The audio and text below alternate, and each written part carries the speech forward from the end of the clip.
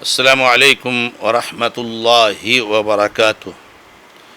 الحمد للہ رب العالمین واشہد ان لا الہ الا اللہ وحدہ لا شریک لہ واشہد ان محمدا عبدہ ورسولہ صلی اللہ تعالی علیہ وآلہ وسلم۔ اعوذ باللہ من الشیطان الرجیم، بسم اللہ الرحمن الرحیم۔ وَإِذْ قَالَ مُوسَى لِقَوْمِهِ إِنَّ اللَّهَ يَأْمُرُكُمْ أَن تَذْبَحُوا بَقَرَةً قَالُوا أَتَتَّخِذُنَا هُزُوًا قَالَ أَعُوذُ بِاللَّهِ أَنْ أَكُونَ مِنَ الْجَاهِلِينَ۔ معزز و معقر ناظرین و ناظرات، شعبہ دعوت و تبلیغ جماعت المسلمین محصلہ کے زیر اہتمام ہفتہ واری اس درس میں سورۃ البقرہ کی آیت نمبر 67 پیش کی گئی ہے۔ اس آیت مبارکہ میں اللہ رب العزت نے ارشاد فرمایا ہے، اور یاد کرو اس وقت کو کہ جب موسیٰ علیہ السلام نے اپنی قوم سے کہا، بے شک اللہ تبارک و تعالی تمہیں حکم دیتا ہے کہ تم ایک گائے ذبح کرو، ایک بقرہ ذبح کرو۔ ان لوگوں نے کہا، کیا آپ ہم سے مذاق کر رہے ہیں؟ موسیٰ علیہ السلام نے کہا، اللہ کی پناہ چاہتا ہوں میں کہ میں جاہلوں میں سے ہو جاؤں۔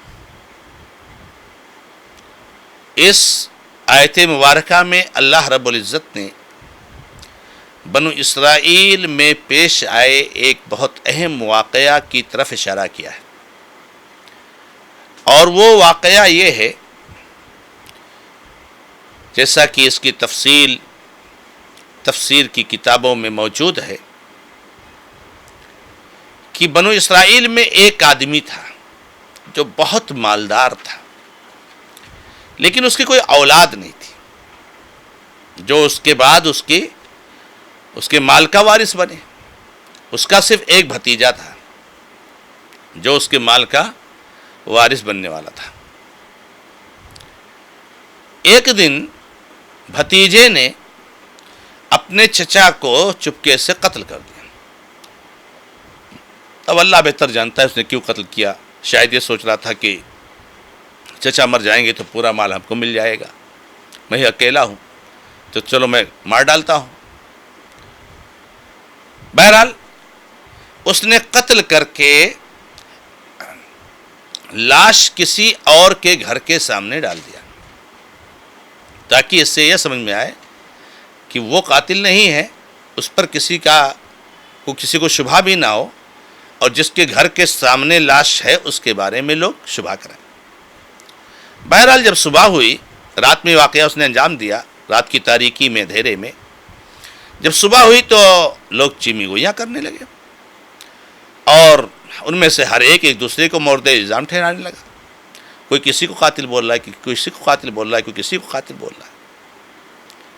کوئی کہہ رہا ہے بھائی فلاں نے ان کو قتل کیا، کوئی کہہ رہا ہے فلاں نے ان کو قتل کیا، اور کسی نے دیکھا نہیں، کسی کو معلوم نہیں۔ اب جس کے گھر کے سامنے لاش تھی تو کچھ لوگوں نے ان کو ہی کہا کہ بھائی یہ قاتل ہے، کسی کو کہا، کسی نے اور کسی کو کہا۔ تو اللہ رب العزت نے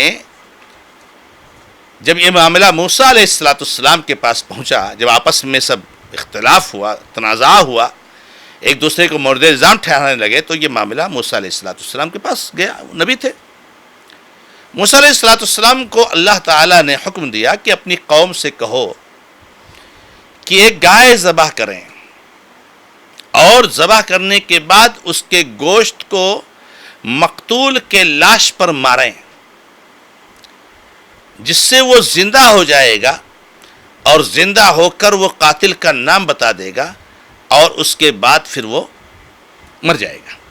اور ایسا ہی ہوا کہ ایک گائے ذبح کی ان لوگوں نے، اور اس کے گوشت کے ٹکڑے کو لے کر مقتول کی لاش پر مارا، اس کو اللہ رب العزت نے جان دے دی، اور اس نے کھڑے ہو کر کہہ دیا کہ میرا قاتل فلاں ہے، اور پھر مر گیا۔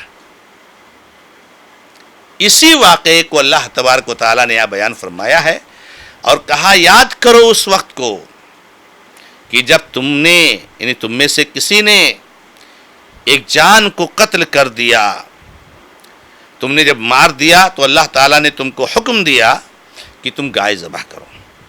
جب موسیٰ علیہ السلام نے بنو اسرائیل کے لوگوں کو اللہ کا حکم سنایا کہ بھائی اللہ تبارک تعالیٰ نے ایسا حکم دیا ہے کہ آپ لوگ گائے ذبح کرو، تو ان لوگوں کو کیا کرنا چاہیے؟ ہونا تو یہ چاہیے کہ فوری طور سے موسیٰ علیہ السلام کے اس حکم پر جو دراصل اللہ کا حکم ہے وہ سر تسلیم خم کر دے، گائے ذبح کر دے، اور جیسا کہا گیا ویسا کریں۔ لیکن نہیں، ان کے اندر بڑی طغیانی اور سرکشی تھی، وہ اتنی آسانی سے اللہ کے حکم ماننے والے نہیں تھے۔ تو سب سے پہلے تو یہ کہا ان لوگوں نے کہ آپ مذاق اڑا رہے ہو، ان لوگوں کا آپ ہنسی مذاق کر رہے ہو۔ موسیٰ علیہ السلام نے کہا گائے ذبح کرو۔ اچھا، انہوں نے یہ کیوں کہا کہ ہنسی مذاق کر رہے ہو؟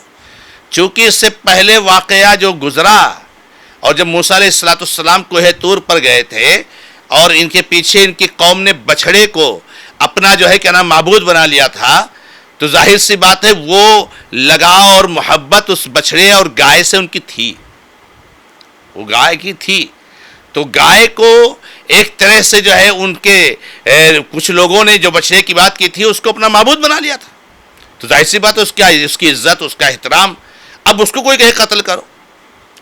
تو انہوں نے کہا موسیٰ مذاق اڑا رہے ہو ہمارا، انہیں بچھڑے کی جو ہم نے عبادت کی وہ معاملہ ختم ہو گیا، اب اس کو لے کر تم لوگ کر رہے ہو چلو بچھڑے یعنی گائے کو ہی ذبح کرو، کیونکہ تم لوگوں نے جو ہے کیا نام اس کو بہت اہمیت دی ہے اور اس کو بڑا حرمت والا جانور سمجھتے ہو، تو تم لوگ اس کو ذبح کرو، تو مذاق کر رہے ہو۔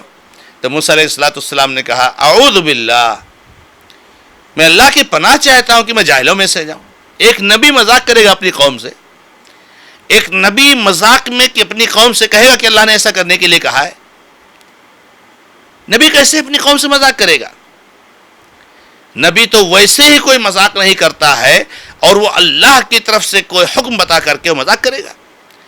لیکن جو ہے ان لوگوں نے اس کو مذاق سمجھا، اور جب موسیٰ علیہ السلام نے کہا کہ میں اللہ تعالیٰ کی پناہ چاہتا ہوں کہ اللہ تبارک و تعالیٰ مجھے بچائے اس چیز سے کہ میں جاہلوں میں سے ہو جاؤں۔ نبی کا مقام بڑا اونچا ہوتا ہے، نبی کی زبان بڑی صاف گو ہوتی ہے، نبی کی زبان بڑی سچی ہوتی ہے۔ انبیاء کرام معصوم عن الخطا ہوتے ہیں، انبیاء کرام کسی سے ہنسی مذاق نہیں کرتے، اور مذاق بھی کرتے ہیں تو وہ حقیقت پر مبنی مذاق کرتے ہیں، جھوٹ بول کر مذاق نہیں کرتے۔ اور یہ مذاق نہیں ہوتا ہے جس میں جھوٹ بولا جائے، یہ جھوٹ بولنا ہوتا ہے۔ جیسے ہمارے معاشرے اور سماج میں جو ہے کیا نام ایسا بہت چلتا ہے کہ آدمی ایک دوسرے کا مذاق اڑاتا ہے اور جو ہے کیا نام جھوٹ بولتا ہے، ایسی باتیں کہتا ہے جو نہیں ہے۔ اللہ کے نبی علیہ السلام کی مذاق کی کچھ باتیں آپ کو بتاؤں کہ صحابہ کرام کے ساتھ دل لگی کرتے تھے، ہنسی کرتے تھے، اور جو ہے کیسے نبی صلی اللہ علیہ وسلم مذاق کیا ایسا مذاق نبی صلی اللہ علیہ وسلم کرتے تھے جو حقیقت پر مبنی ہوتی۔ اللہ کے نبی علیہ السلام کے پاس ایک بڑھیا خاتون آئی، اور اللہ کے نبی صلی اللہ علیہ وسلم سے پوچھا نبی صلی اللہ علیہ وسلم میں جنت میں جاؤں گی یا نہیں؟ تو نبی علیہ السلام نے کہا بڑھیا جنت میں نہیں جائے گی۔ اب یہ مذاق تھے لیکن بالکل سچی بات تھی۔ اب بڑھیا جنت میں نہیں جائے گی نبی صلی اللہ علیہ وسلم نے کہا تو بڑھیا کو ٹینشن ہو گیا، غم ہو گیا، فکر مند ہو گئی۔ نبی علیہ السلام نے ان کی فکر مندی کو بھانپ لیا اور کہا کوئی بھی عورت جنت میں بڑھاپے کی حالت میں نہیں جائے گی، جوان ہو کر کے جائے گی، جوان لڑکی کی حالت میں جائے گی۔ تو بڑھیا کوئی بھی جنت میں نہیں جائے گی۔ تو بڑھیا جنت میں نہیں جائے گی اس کا مطلب نہیں کہ یہ بڑھیا نہیں جائے گی، بلکہ اس حالت میں نہیں جائے گی۔ تو یہ اللہ کے نبی صلی اللہ علیہ وسلم کو مذاق جو بالکل صحیح ہے۔ ایک صحابی آئے اور کہا اللہ کے نبی علیہ السلام مجھے اونٹ دے دیجیے ایک سواری کے لیے۔ تو نبی علیہ السلام نے کہا میں تمہیں اونٹنی کا بچہ دیتا ہوں۔ تو انہوں نے کہا نبی صلی اللہ علیہ وسلم میں اونٹنی کے بچے کیا کروں گا؟ میں سواری کے لیے آپ سے اونٹ مانگ رہا ہوں، آپ بولے اونٹنی کا بچہ دیتا ہوں، تو میں جو ہے کہ نام اونٹنی کا بچہ لے کر کیا کروں گا؟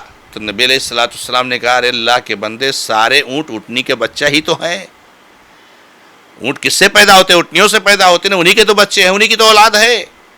تو یہ اللہ کے نبی سے مذاق تھا. تو نبی جھوٹ بول کر کوئی مذاق اپنی قوم سے نہیں کر سکتا. لیکن یہ بنو اسرائیل کے لوگ یہ کٹ حجتی کے عادی تھے اور حجت کرنے کے عادی تھے، بحث و مباحثہ کرنے کے عادی تھے، اللہ کے ان کو ٹالنے کے عادی تھے. تو اس لیے پہلی فرصت میں تو یہ کہہ دیا کہ آپ مذاق اڑا رہے ہو. لیکن موسیٰ علیہ السلام نے صفائی دی اور کہہ دیا اللہ کی پناہ چاہتا ہوں کہ میں اللہ جاہلوں میں سے ہو جاؤں. مذاق کرنا، جھوٹ بولنا اور اس طرح کی باتیں کرنا تو جاہل لوگوں کا کام ہے. پھر اس کے بعد کچھ ان کے سوالات ہوئے جو انشاءاللہ اگلے درس میں آئیں گے. اللہ رب العزت سے دعا ہے کہ رب العزت ہمیں اور آپ کو سب کو قرآن کے واقعات اور قصوں سے عبرت اور نصیحت حاصل کرنے کی توفیق عطا فرمائے. هذا ما عندي اللہ تعالی عالم والحمد للہ رب العالمین وصلی اللہ علی محمد وسلم تسلیما کثیرا والسلام علیکم ورحمۃ اللہ وبرکاتہ.